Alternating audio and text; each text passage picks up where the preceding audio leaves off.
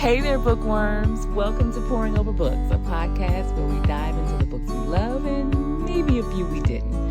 I'm your host, LaShawn, and every week I'll be deep diving into what I'm reading, recommendations, and talking about all the things that we love about books. So grab your favorite coffee or tea, find a cozy spot, and let's get ready to pour over some great books together.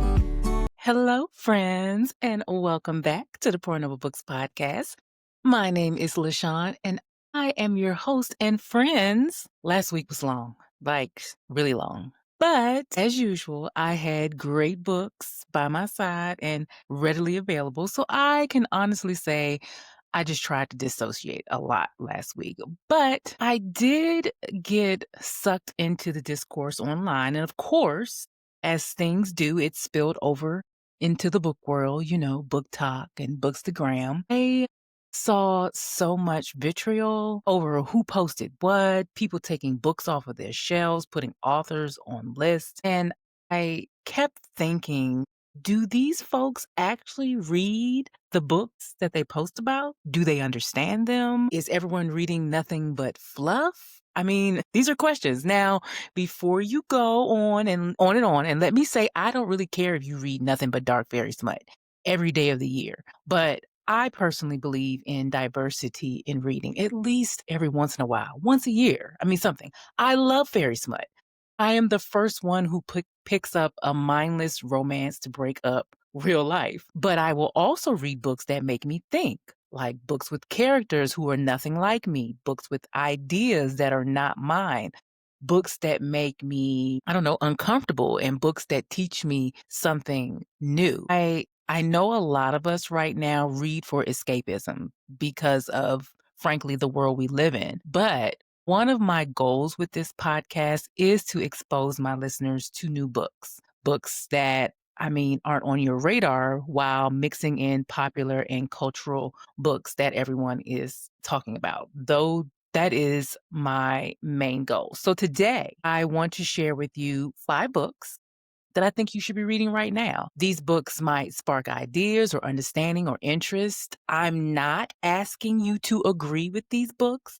I'm asking you to be open-minded to learning about another point of view, let's say. It's a book. So let's get started. The first book that I want you to consider reading instead of doomscrolling is The Dream Hotel by Laila Lalami.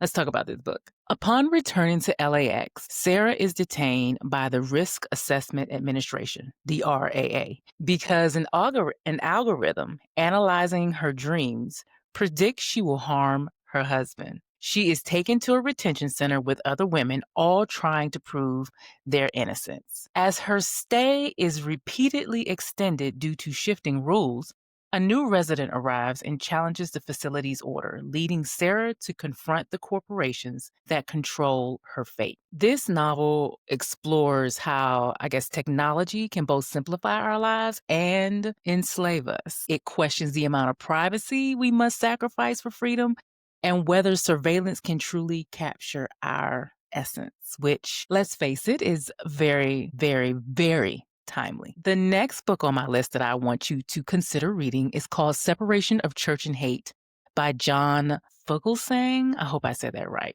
For over 200 years, the U.S. Constitution has upheld the separation of church and state. However, far-right groups and politicians have co-opted Christianity to justify some pretty oppressive policies. The book offers a look at fundamentalist arguments on topics like abortion and LGBTQ rights, using scripture, common sense, and humor to get its point across. The author also provides practical tips for debating these issues with others, all while advocating for the core Christian values of love and compassion that Christianity stands for. I saw a lot of, I don't want to say religious, but I'll say Christian friends talk about this book, and I was intrigued. I have downloaded the audio version of this and will start it soon because I think it's a book that I need to read. The next book that I want you to consider reading is Fahrenheit 451 by Ray Bradbury. I think I bought this one to the pod before. Gay Montag is a fireman. His job is to destroy the most illegal of commodities, the printed book, along with the houses in which they are hidden. Montauk never questions the destruction and ruin that his actions produce, returning each day to his bland life and wife, Mildred, who spends all day with her television family. But when he meets an eccentric young neighbor, Clarice, who introduces him to a past where people didn't live in fear and to a present where one sees the world through the ideas of books instead of the mindless chatter of television, Montauk begins to question everything he has ever known. This dystopian novel was written in 1953. And in light of the current book banning craze, I'm going to call it, is this book really that far from reality? That's why I think you should read it. The third book on our list is Parable of the Sower by Octavia Butler. Yes, I am always going to recommend this book. And if you haven't read it yet, what are you waiting for, friend? What are you waiting for? Really? Let's get into the premise.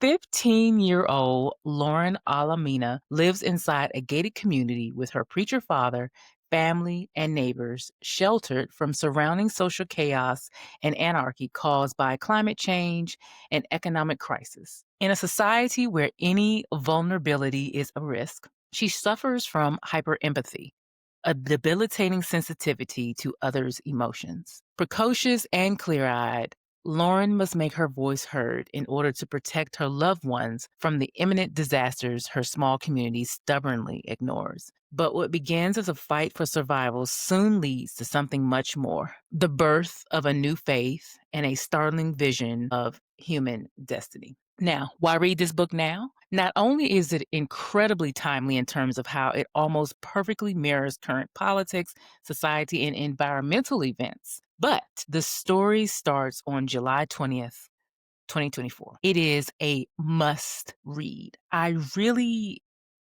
just need to do a book club on this book. Like, seriously, I'm planning it. Stay tuned. The last book, I think this is the last book. The last book I want you to consider reading is Chain Gang Allstars by Nana Kwame Adjei-Brenyah. Loretta Thurward and Hamara Hurricane Stacker are the stars of the Chain Gang All-Stars, a for-profit reality show run by America's private prison industry. In this popular yet controversial program, prisoners compete in televised death matches for the ultimate prize, their freedom. Teammates and lovers, Loretta and Hamara are fan favorites. Loretta is only a few matches away from her freedom, but she's determined to protect the humanity of her fellow inmates, even as the show's corporate owners lay out devastating obstacles to stop her. This novel examines the American prison system's connections to systemic racism and capitalism. Yes, that is the end of my list. So I hope that I gave you something to read or something to add to your TBR or just something to think about. And if I did, then my work here is done. All right, let's move to the fun part of the podcast where I get into my current reads. I just finished reading or listening to The Berry Pickers by Amanda Peters. Let's talk about what this book is about. July 1962, following in the tradition of indigenous workers from Nova Scotia, a Native American family arrives in Maine to pick blueberries for the summer. Weeks later, 4-year-old Ruthie, the family's youngest child, vanishes. She is last seen by her 6-year-old brother Joe sitting on a favorite rock at the edge of a berry field. Joe will remain distraught by his sister's disappearance for years, decades to come. In Maine, a young girl named Norma grows up as the only child of an affluent family. Her father is emotionally distant, her mother frustratingly overprotective. Norma is often troubled by recurring dreams and visions that seem more like memories than her imagination. As she grows older, Norma slowly comes to realize that there is something her parents aren't telling her. Unwilling to abandon her intuition, she will spend decades trying to uncover this family secret. My thoughts on this book was it was beautifully tragic. If you read the book description from the publisher, which basically I just read, you basically understand the the plot twist, I guess you can say, but not really. Because anyway, knowing that colors how you look at the story, and the way the author tells a story from the perspective of our two main characters, Ruthie and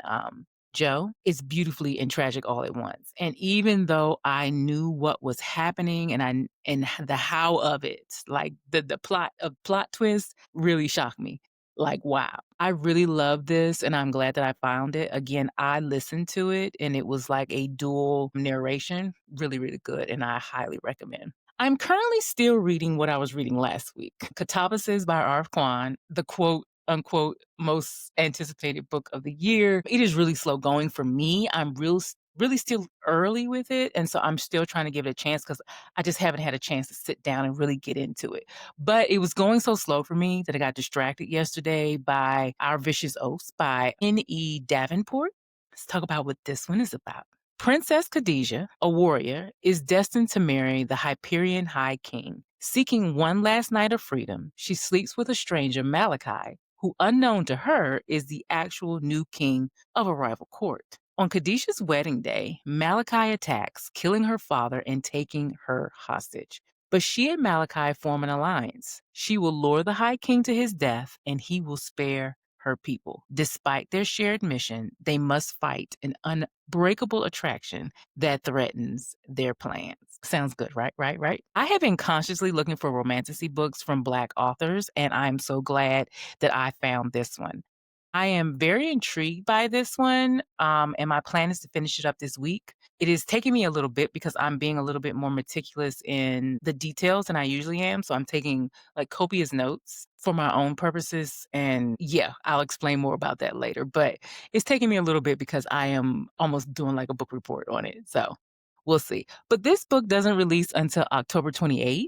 So I'm a little early telling you about it, but I will give you my full review closer to the release date. Like I said, I'm taking a lot of notes, and it's kind of necessary if I'm being honest. So it's a little yeah. Anyway, next up on my TBR is The Jasad Crown by Sara Hashem. This is the second book in the Scorched Throne duology. If you recall, I read the first book earlier this summer. So I will try to give a non-spoiler overview of this book as possible. So let's see if I can do that. In a mountain refuge, Sylvia must gain the trust of her captors, the Yorubi, who believe her magic can restore their homeland. She struggles to hide the dangerous mental side effects of her powers while she is being held captive. Meanwhile, Aaron, a prince from a rival kingdom, searches for Sylvia, caught between his father's orders and his own sacred vows. His quest reveals secrets that challenge everything he believes in about his family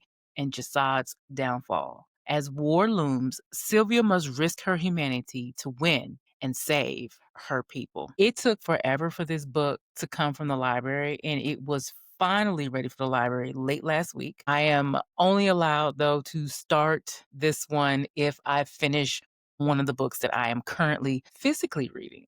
Not one of the books that I'm listening to. Okay, friends, that is all I have today. This is really a short episode because really, this is all I have to say today. So if you enjoyed listening, I would love if you would follow me on Apple Podcasts or your favorite podcast platform. And if you have a minute, please think about leaving a review on Apple Podcasts or sharing the podcast on social media.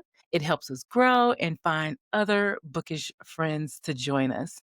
If you'd like to connect with me, you can always email me at pouringoverbookspod@gmail.com. And you can connect with me on Pouring Over Books Pod on Instagram and on YouTube at LaShawn Wilts. Or there's so many ways to reach me. My personal IG and TikTok, LaShawn Wilts. Thank you again for listening. And I will talk to you later, friends. Protect your peace. Bye-bye.